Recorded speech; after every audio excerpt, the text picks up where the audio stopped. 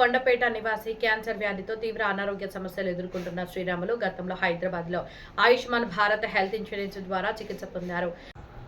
ఒక కుటుంబం బ్రతికి ఉన్నట్లు ఎంఆర్ఓ సర్టిఫై చేశారు. ఆధారంగా ఆ ఫ్యామిలీ చనిపోయింది అని అధికారులు అంటున్నారు. బ్రతికిన వాళ్ళనే చంపుతారా? ఫస్ట్ ట్రీట్మెంట్ ఒమేగాలో ఇప్పించాము. ఫస్ట్ ఇయర్ మొత్తం చేశారు ఆరోగ్యశ్రీ కింద. సెకండ్ ఇయర్ మళ్ళీ వెళ్ళే లోపల ఆరోగ్యశ్రీ కింద డెత్ అని వస్తుంది. మళ్ళీ ట్రీట్మెంట్ ఇవ్వమంటే వాళ్ళు స్టాప్ చేసేసారు.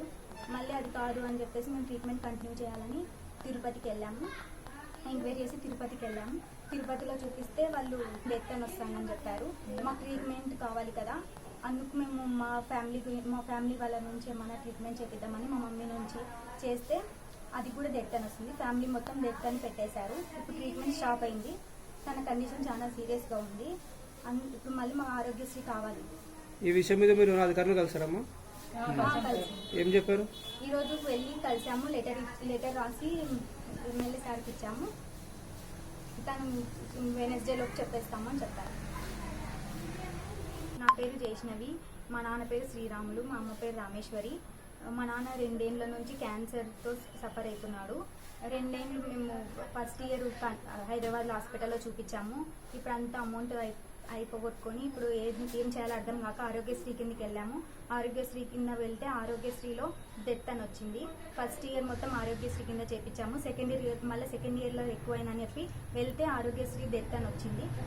అది స్టాప్ చేసేసారు.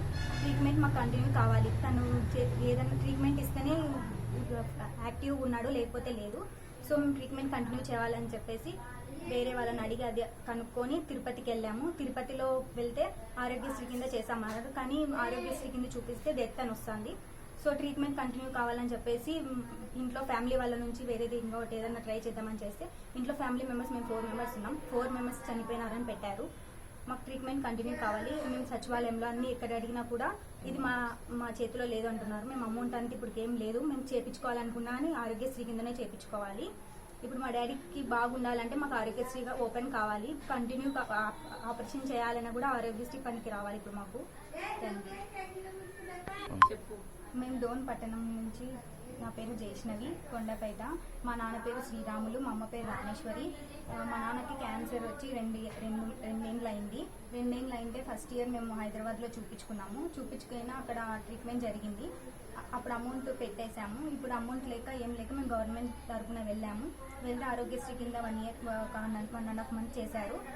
తర్వాత మళ్ళీ బాగుంది. తర్వాత మళ్ళీ వచ్చింది, స్టార్ట్ అయింది. సో మళ్ళీ మేము ఆరోగ్యశ్రీ కిందకి వెళ్తే అక్కడ ఆరోగ్యశ్రీ కింద బ్లాక్ చేసేసి డెత్ అని వచ్చేసింది.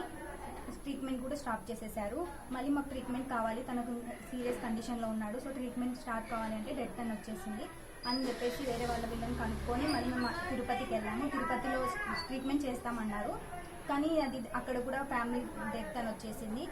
మదర్ కానీ ఎవరైనా చైల్డ్ కానీ ఉన్నారని చెప్పేసి వాళ్ళ మీద పెట్టాలని చూస్తే వాళ్ళు 4 మెంబర్స్ డెత్, ఫ్యామిలీ మెంబర్స్ వాళ్ళు డెత్ అని పెట్టేశారు. సో మాకు ట్రీట్మెంట్ కావాలి. ఇప్పుడు ట్రీట్మెంట్లోనే ఉన్నాడు, కానీ ట్రీట్మెంట్ లేదు. 3 months 4 months అయింది. ట్రీట్మెంట్ ఆఫ్ చేసి ఇంట్లో ఉన్నాము. మేము గవర్నమెంట్ నుంచి కావాలని ఏదైనా గవర్నమెంట్ ఆదుకోవాలని మేము కోరుకుంటున్నాము.